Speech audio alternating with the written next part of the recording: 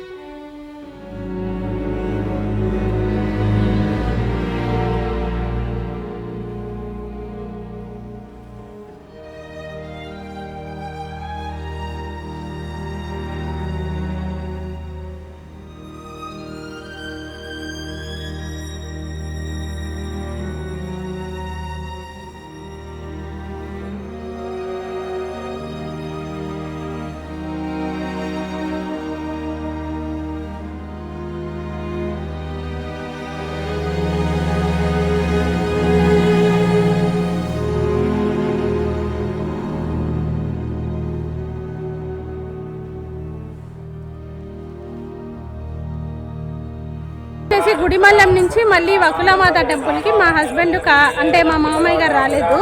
So కార్లోనే వస్తున్నాం కదా, డైరెక్ట్గా ఒకేసారి దర్శనం చేసుకుని వెళ్దామని ఎక్స్పెక్ట్ చేసాం. బట్ దర్శనం అయితే చాలా బాగా జరిగింది.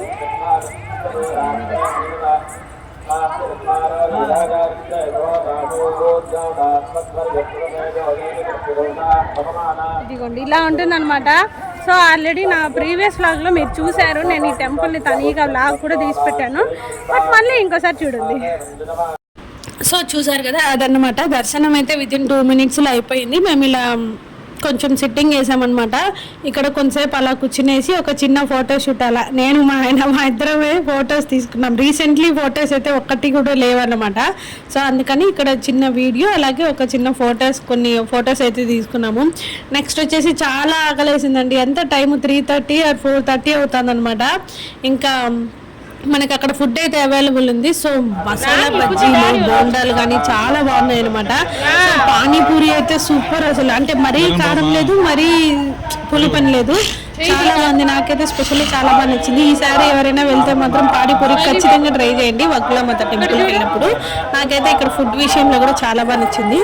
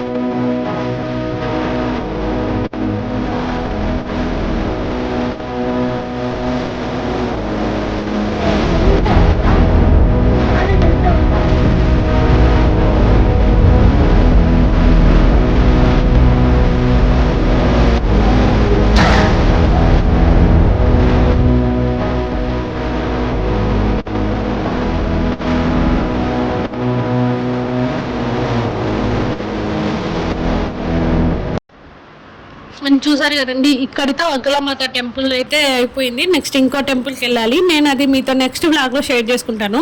సో ఇంతటితో ఈ వ్లాగ్ అయితే ఏం చేసేస్తున్నాను. మీకు ఎలా అనిపించింది అనేది కామెంట్ సెక్షన్లో చెప్పండి. నచ్చితే లైక్ చేయండి, షేర్ చేయండి, కామెంట్ చేయండి అండ్ మర్చిపోకుండా సబ్స్క్రైబ్